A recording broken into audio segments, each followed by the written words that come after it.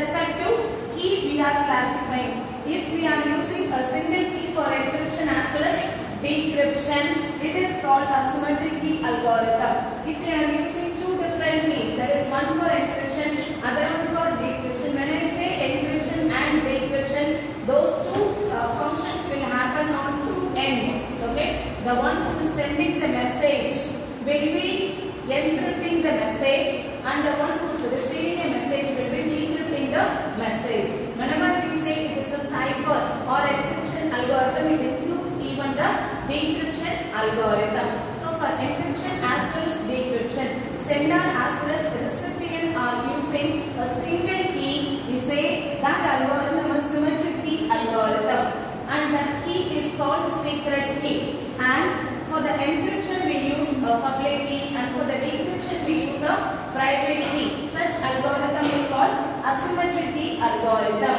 Okay, so the key which is used for the decryption will be kept privately with the recipient. Okay, and the key which is used for the encryption is called public key. So the pair of keys which are used in asymmetric algorithm, we call it as private key and public key. Whereas the key which is used in symmetric key algorithm, we call it as a secret key. Fine.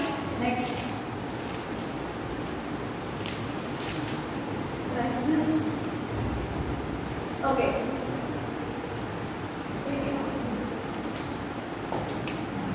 It is stream cipher. A stream cipher is one that encrypts a digital data stream one bit at a time, one bit or one byte at a time. Again, we classify the encryption algorithms into two types. One is the stream cipher, other one is the block cipher. Okay, so stream cipher means we encrypt the data only one bit or one byte at a time. So such cipher is called as stream cipher. First classification is based on the key what we use for the encryption. Second classification is based on the size of data we consider for the encryption. Okay, so a stream cipher is one that encrypts a digital data stream one bit or one byte at a time. So look at the diagram for the encryption. So we use P, plain text. So here we don't mention it is a symmetric or asymmetric, irrespective of that. This is another type of classification only. Okay, so we use a key, plain text, bit stream generation algorithm. So that is the additional thing we will be using here. Okay, bit stream generation algorithm. You have a big document. That document has to be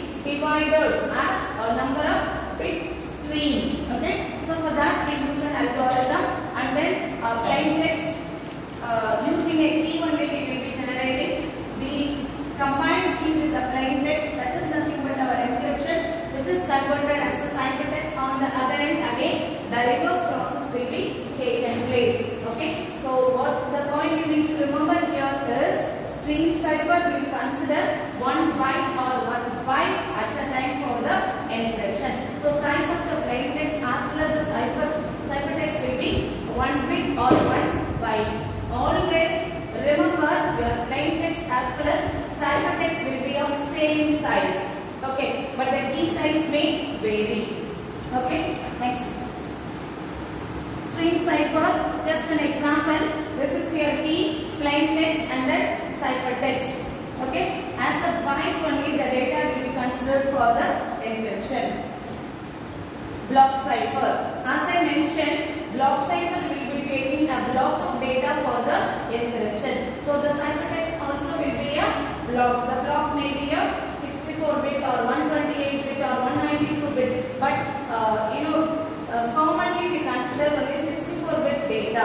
Okay, a block cipher is one in which a block of plain text is treated as a whole and used to produce a ciphertext block of equal length. When you consider 64-bit data for the encryption as a plain text, after the encryption the ciphertext also will be of 64-bit.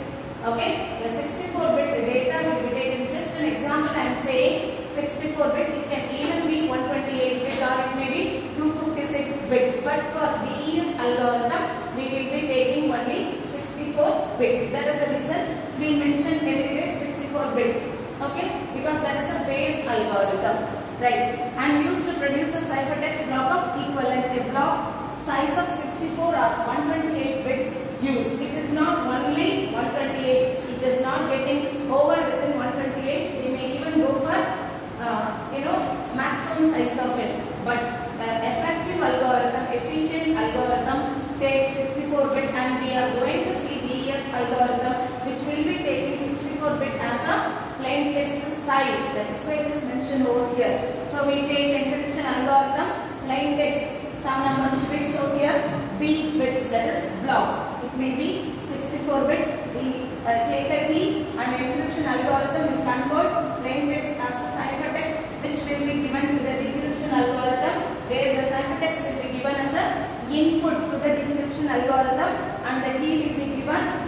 This is converted as plain text. Always remember, only the plain text will be in the readable form. For the security purpose only, we do apply encryption on the plain text so that the message will become unreadable form, scrambled manner, so that if any intruder takes the ciphertext, will not be able to read the message. But on the other side, the recipient should be able to read the message, so he has to convert again ciphertext to the plain text. That is why the decryption is done always. Okay, we are looking for the security only between here. Over the network only, we are trying to provide security. Block cipher. A blocks of bytes encrypted at a time. At a time, a block of data will be encrypted. Length of ciphertext block remains same as length of plain text block. This is the very important point you need to remember always. Plain text size as well as ciphertext will be of same size. Ciphertext only will be generated after the encryption. 64-bit or 128-bit block is used for processing in general. Provide reversible or non-singular transformation. So this block cipher principle provides a reversible or non-singular transformation. Why?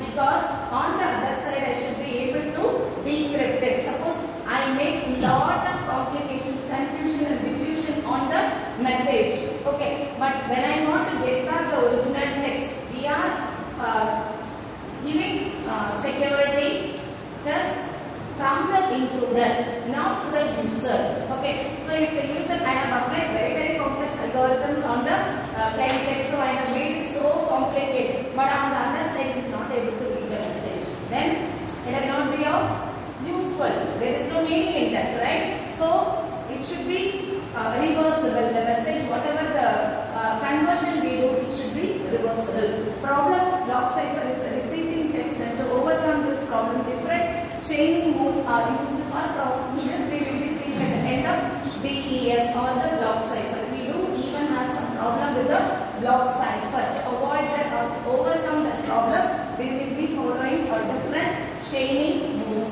So these are all the just basic hints about block cipher. Okay, whenever you are asked about block cipher, you need to have few hints so that you can write it. Keywords, what you can remember about the block cipher. Next, block cipher, block size. How the block size could be. Okay, so avoid very small block size. You know the reason. If the block size is very small, so the pattern can be easily recognized, because when you are applying encryption on it, very small size of ciphertext will be created. So if the intruder is able to guess the ciphertext pattern, he will be easily break the algorithm. So always the block size should not be very small.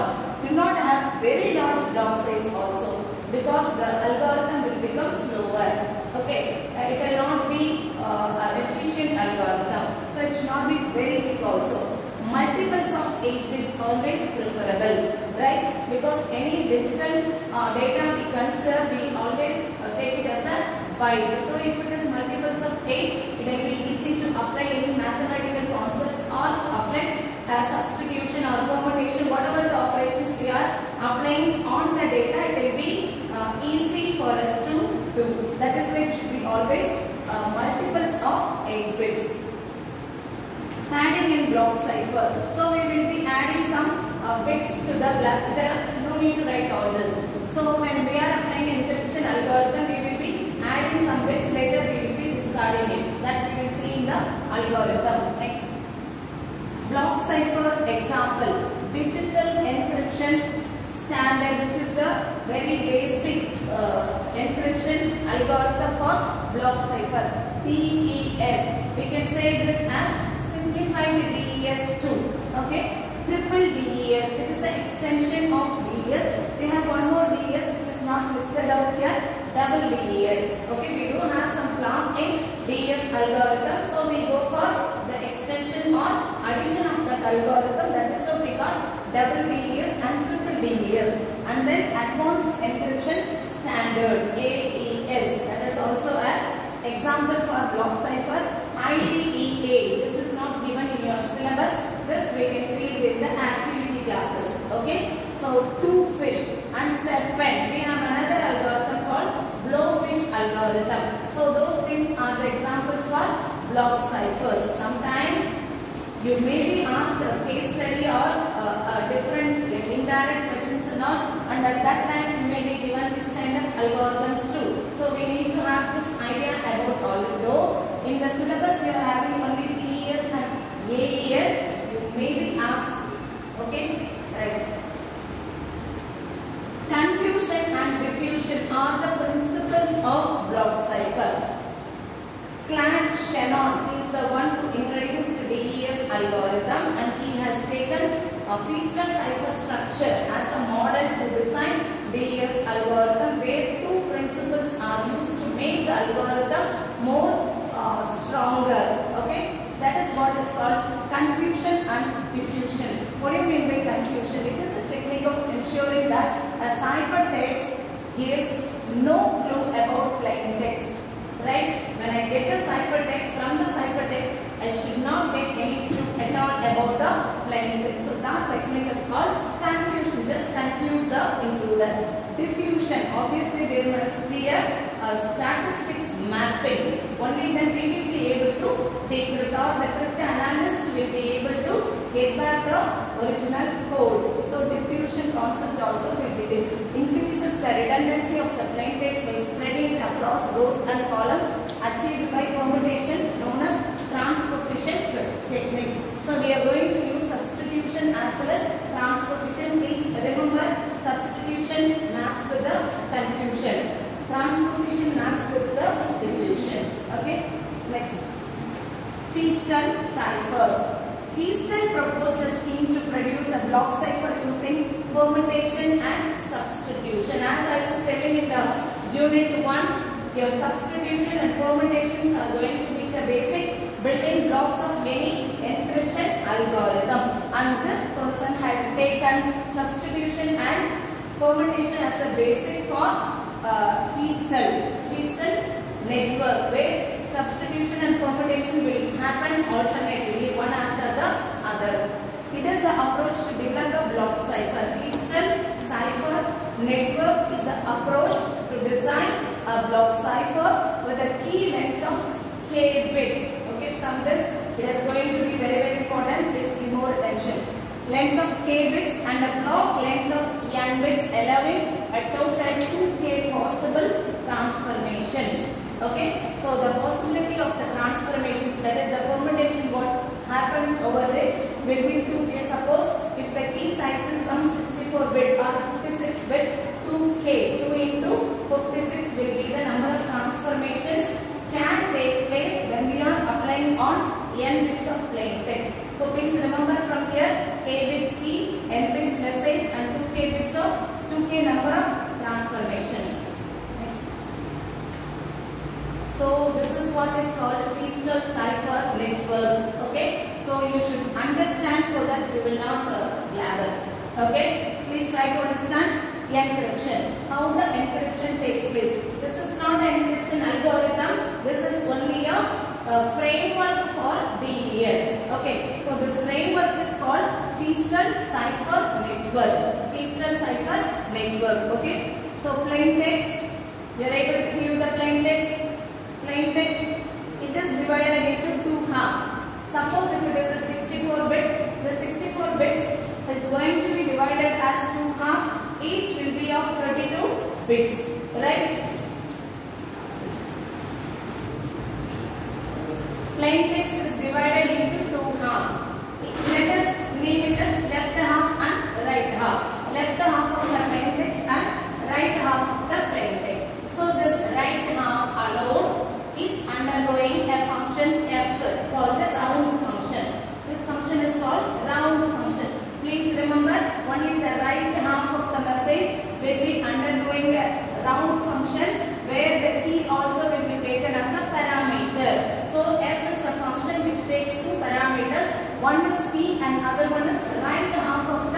plain text. Clear? Clear? So this function produces some output. And that output also will be of again 32 bit. Okay? The 32 bit data, right half plain text will be taken, and the key size it is not mentioned right now, but you should only remember a key is used. Okay? So by taking right half of the plain text and key as a parameter, this round function is performed. This round function generates again a 32 bit output. Right? This output is XORed with left half of the plain text. Left half plain text is XORed with output of the round function. Right? So that will be the output till this. And the right half will come directly as it is now. The processed data and the right half data will be shuffled, interchanged, swapped. Got it? I repeat again. You divide the plain text into two halves. Let us assume it is 64 bit is going to be divided as 32 bit each. Okay? So right 32 bit is taken as input and the key will be taken as input for the round function, and the round function produces again a 32 bit output. Okay? So that is the processed from the round function alone. That output is XORed with the left half of the plain text. XOR operation. So that again will be your 32 bit data only. So left side now it is processed data. Right side directly I am taking as it is. Get it? So those two will be shuffled. Now the shuffle, the swap is done. Again left side it comes, right side data will be undergoing a round function with a key, but in each round there will be a different key used. That is again to strengthen the algorithm. We don't use same key for all rounds. K0 different, K1 is different, Kn will be different. Like that each and every round will be performed. I repeat again, the plain text is divided into two halves. Right half is taken, okay, that is going to the function f, okay, and the key is given to that. For each round there will be a different key used. You perform round function, that output is taken, okay, as input, and left side 32 bit will be taken, both will be XORed. So XOR operation will produce a output. That output will be given to the right side and the right side will come to the left side. That is swap. Again second round, third round, it goes on like that. Okay. So finally ciphertext, depending upon number of rounds what you have planned. Normally it will be of 16 rounds. 16 rounds will be a common thing. So here the same thing, little elaborated manner we can see what happens in round 1. Plain text, it is of W bits, 2 W bits, 2 W bits. Okay. So that has been divided into two halves, which means each half will be having W bits. Each half will be having W bits. So left W, L0, right W, this side R0, because it is a first round, round 1. Round 1, the input for round 1 from the plain text is R0 and L0. Clear? L0 and R0. F function, K1 is given over here, R0 is processed by the round function, and the output of that will be XORed with the L0. That is coming out. This is swapped with the right half. Okay, so that the output of the round 1 will be after. This is the substitution function and this is the permutation. Okay, the round function we say it is a substitution function because we don't know exactly what is the round function. That we will see in detail later. Okay, it is just a function. That is where we use substitution. Whereas after that we do swap. It is called permutation. So Feasted cipher network uses substitution followed by a permutation. Each round will be having a substitution followed by a permutation. Just look at round 1. In round 1 also same. You have L1, you have R1, K1 or K2 key. If it is K0, this must be K1. So K1 key will be given. So R1, F with the key. output of the function is XORed with L1. Right? So L1 output will be swapped with R1. Like that it goes on. Clear? So depending upon the number of rounds what we have planned for this algorithm, it goes on. At the end, after the final permutation, whatever you get will be the ciphertext. So this is the principle of Feistel cipher network, or this is the base for our DES algorithm. Once you understand this part, your DES will be very, very easy. Okay? You have any doubt? You can look at the diagram, and if you are having any doubt, you can ask. Shall we proceed? Yes? Any doubt? Boys? Srivastava. It's clear. Proceed. Decryption is reverse. Let us not get confused by this, because we just take the reverse process of it. See here, ciphertext. Again, the ciphertext also will be divided into two halves. Same process will be there, but in the reverse manner it happens. Okay, so this is not so required. Or once you have a practice of drawing that Feistel cipher network for encryption, just reverse. If you do it, you get the plain text. Okay. Feistel network parameters. Okay, what are all the things make the Feistel cipher as efficient one? Block size. Large block size provides high security achieved by diffusion. According to the Feistel network, if the block size is large, it says that the algorithm will be stronger because more diffusion is performed. 64-bit block is universal block cipher design. That's why always we say 64-bit. Less encryption or decryption speed of algorithm. So due to this, the encryption decryption algorithm speed will be reduced when you take large block size. Okay. Key size. See, we take positive as well as negative. Large key size provide high security achieved by confusion. Key for confusion, the algorithm for diffusion. Okay. Right. 128-bit is common key size. Normally 128-bit will be taken as a common key size. Actually for DES we take only 64-bit, and which will be again reduced as a 56-bit. We will see later. Number of rounds. Single round offers less security. So we need to go for more number of rounds. Multiple rounds provide greater security. 16 rounds are common. Normally we consider 16 rounds, and if you go on increase more number of rounds also, it will reduce the speed of the algorithm. Okay, but the concept is that when you have more number of rounds, the algorithm will be stronger. Divakar. Next. Feistel network parameters sub-key generation algorithm. We don't use the key as it is, because in each and every round we are using K0, K1, K2, K3, etc. Right?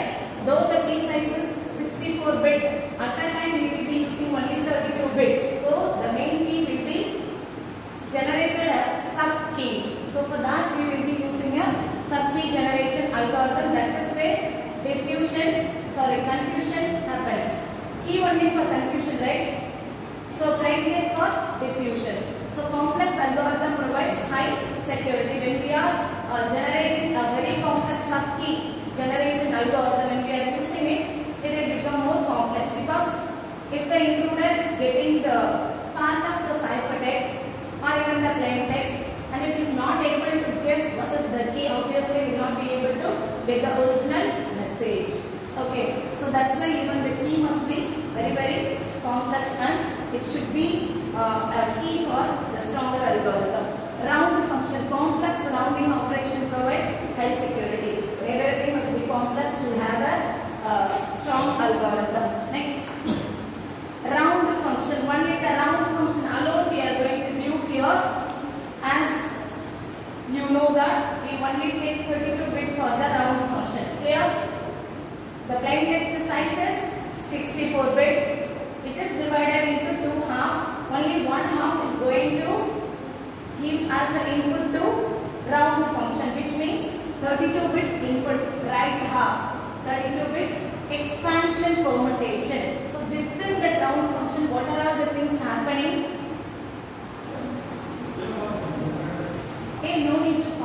4 wants to see. Okay. So we are going to see what is happening within the round function. We have only viewed so far f. Now what exactly the f does?